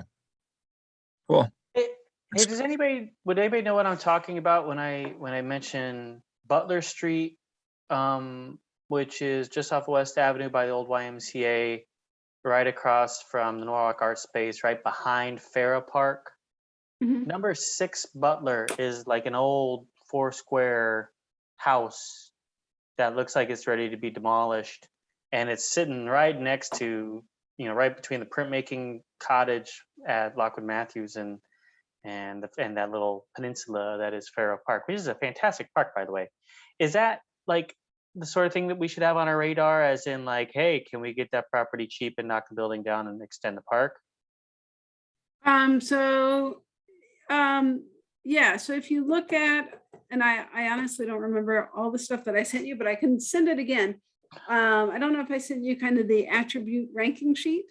So one of the questions is, what is open space? And so back in 2005, the commission came up with a ranking sheet and kind of listed some, and I thought it was a pretty inclusive list of attributes that might go into an open space property. And so you kind of fill that out. I'll send the sheet again. No, yes. I could do. It was just me being lazy, and I drove by it the other day, and I was just like, oh, I wonder. So no, Yeah, Alexis, do no more work, please. But the short answer is that no, A lot of those are not on the inventory because there's an existing structure there. Yeah. But that doesn't mean that it can't be. There are some, I can't think of any off the top of my head, that have structures, but they found that they were so potentially important as open space that they were added. So things that are adjacent to open space can certainly have enough attributes on them, even with the structure, to be considered potential open space, but the list is really existing open space. And maybe we could have a second list of, Well, I mean, of a good example is non-open Manresa space. Power Plant. The Manresa Power Plant Right. has Sure. got a structure on it, and Yep. you know, it definitely should be included. It is included, but the fact that a structure there is not something that holds it back. Okay. Right. Cool. Good question, though. Thank you. Also, I want to mention, Chairman Melling, either last meeting or the one before you described HB 6441. I forget the title of it, but there's a lot going on there. That is the state legislation that provides for climate change things, stormwater authority, collecting additional revenue into open space funds and so forth. I'm in the process of digesting it. I'm wondering, is there anyone on this call who's aware of anyone within Norwalk who is working on how to incorporate the authorizations provided by HB 6441 into Norwalk? So the Norwalk was actually one of the original pilot municipalities eligible to be a stormwater, to develop a stormwater authority, and that would fall under WPCA and Public Works. And we have brought it up to them again to see if they would be interested. Originally, and we've gone through a lot of staff changes and administrative changes since Norwalk was eligible to be one of those pilot municipalities, and they have said that they would look into it. So initially, it was decided that it would not work well for Norwalk at that time, but they have been asked to kind of look at it again. And then a lot of the other changes, and the fees from that would not go directly to the open space fund, just to clarify, but Right. would fund stormwater infrastructure improvements. And then the other part has to do with each municipality has enabling legislation to create a flood and erosion control board, which is different than a conservation commission or inland wetland agency. And this legislation changes and broadens the flood and erosion control board's scope and renames it a flood prevention, climate resilience and erosion control board. So it is a different entity, and basically kind of expands just the flood prevention erosion control board focus to more resiliency. And really don't know how that would work. So that would be the Common Council would have to appoint a new flood and erosion control board. And there really hasn't been one, I think, since maybe one briefly met in I think the late 70s or the early 80s. And it was formed in order to be eligible for getting a grant, was my understanding. A lot of the activities that Flood and Erosion Control Board does, at least, is covered by all of the programs that we have now, including an inland wetland agency, drainage standards that are administered through Public Works, and our flood zone requirements in the zoning regulations. But it's a lot of information that they've changed. But I haven't gotten through the entire bill. Or the entire, I'd say, it's now Public Act 21-115, John, we have the established, updated version. that we're interested. And nothing's going to happen until after the election. But we've been, I mean, Harry Rilling's been encouraging, that if we want to get more involved and help to, move this ball forward, especially on the transfer fee, that he's open. So nothing's going to happen until after election day. But it's we're not just looking at it; we're doing something. Okay, cool. So yeah, the updated look, if you search for it, don't search for Senate Bill 6441. Look for Public Act 21-115 is what was actually enacted. Okay. The Senate bill had went through a lot of permutations and changes and had additional language that did not make it into the Public Act. Good to know. Okay, thank you.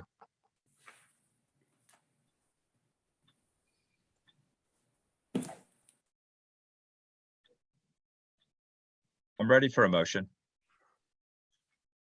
Anybody? Move to adjourn. I'll second Commissioner Clockey's motion to adjourn. Did you actually make such a motion, Commissioner Clockey? I think I heard it. Did I not? Terrific. Yeah, there you Yeah, go. real fast.